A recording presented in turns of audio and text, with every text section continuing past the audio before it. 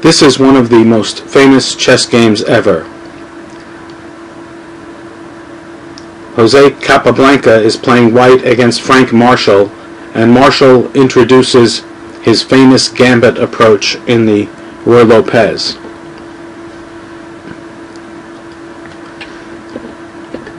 The game starts out with the standard Spanish moves. White castles, black prepares to castle. The bishop is chased back, and now black has a choice between advancing the d-pawn 1 square or castling with the intent of pushing it 2 squares. Marshall castles so that after c3, attempting to take hold of the center by putting a pawn at d4, protected by the pawn at c3, black introduced the sharp move d5. Now, this gambit has become so popular and so effective that after black castles, white is often advised to play a4, attacking immediately on the queen side, and this plan was used especially effectively by Garry Kasparov. But the gambit remains a main line which has been seen in almost 3,000 games. White wins the pawn at e5. The knights are traded, and now the standard plan is to play c6, defending the knight so that the bishop can come to d6 and attack white's h2 square. Then after the rook retreats, the queen comes in to threaten major damage, and a weakness on the king side is created, and black can effectively use the light squares. This is now the main line which has been tested in over 1,000 games. But Marshall's original idea was to retreat the knight to f6 and then play the bishop to d6 and the knight to g4, and that's what we see in this game. The rook retreats, the bishop sets up the attack, and now there is the clever move knight to g4. The idea is that if the knight is captured, black's queen will come to h4 with a strong attack. For example, capturing, queen comes in, and then if white plays g3, black can simply sacrifice the bishop, and then once the king moves, bring the bishop to g4, capturing a pawn, attacking the white queen, and threatening to come to h3 with check. This is a very strong attack. But instead of that, white can do better by moving the queen to f3. This attacks the rook at a8 and also puts pressure on f7, which is, of course, our favorite target square. Black at the same time has a knight aiming at f2, and after the queen comes to h4, white does not dare to take the knight, because after the queen comes to h2 check and the king comes over, the king is chased out onto the e-file, and then black can use the rook. So instead, after queen h4, Capablanca played d4. Now notice the other possibility is to try to get to f7 with a deflection with rook to e8, but if white had played that, black would simply ignore it and put the white queen under attack with the bishop, also attacking the rook at e8, and if the queen takes the bishop, black has queen takes pawn check, king must go over, and then mate.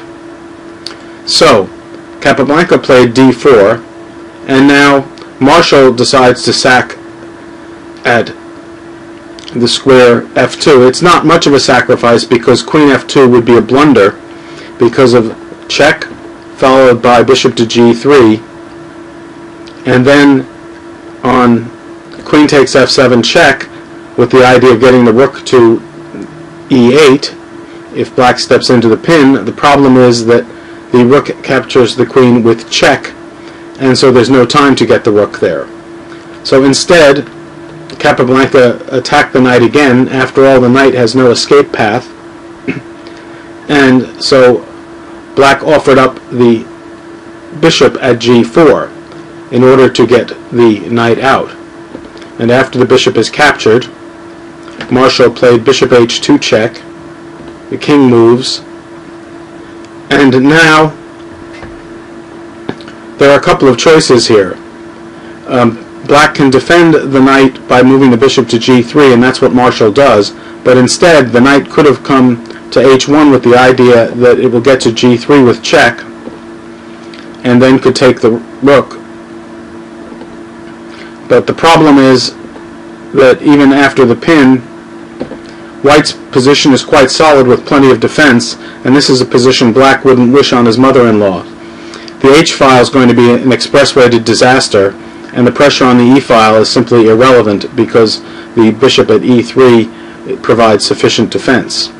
So instead of that, after the king went to f1, Marshall played bishop g3, and now the knight was captured anyway because there'll be two pieces for the rook. Instead, Marshall continued the attack, driving the king out. And now the attack can't get much further because again the bishop is prepared to stand guard on the e-file. So he took the rook. If instead he had taken the bishop, then the rook would have retreated, and after a check everything is defended. The bishop would have to run away, and then it would be Capablanca's turn and he'd get to the f7 square. So instead, after king e2, he took the rook, and now Capa saved the bishop. Marshall retreated, and Capablanca would be quite happy to go into an endgame because the attack by Black would be at an end, and then White's two pieces would be much better than the rook, and White would surely win. So Marshall tried to keep the attack going with a couple of checks, but the king is now sheltered at c2, and White's not worried because Black doesn't have much attacking force. All Capablanca has to do is to activate the rook at a1, which is a bit of a task, but it can be accomplished. Black puts the bishop back into fighting position. It gets pinned and unpinned, and now bishop d5 centralizes the bishop nicely. Black tries to open more lines. Capa agrees because now Capablanca has the initiative. He's got two pieces for a rook, but the rook has been sitting at a1 and needs to get activated. Well, it's not going to get activated on the first rank, so it's going to have to go up the a-file, but that can be blasted open by playing a4. Marshall here is just trying to open a few extra lines, and the problem is that Capablanca just keeps the initiative going by attacking the bishop. So Marshall has this move available because the bishop at d2 is also attacked, but now the bishop has to move, and Capablanca's king is completely safe, and his attack is much stronger than it looks. In fact, Black doesn't look like there's anything to worry about on the king's side except a little pressure at f7, but there's much more pressure than it seems, because Capablanca also has a flying b-pawn, which moves up the board. After another exchange to open up the position a little more, now there's potential back rank problems for Black, so they make Luft, that is, that opens up a flight square so the king can escape if necessary. The pawn moves forward, but it's not yet in a position to get to b8. So Marshall tries to attack, but here Capablanca finished off the game with a brilliant move, announcing mate in 6. It's our old friend, bishop takes f7 check. Now, rook takes f7, A new queen comes,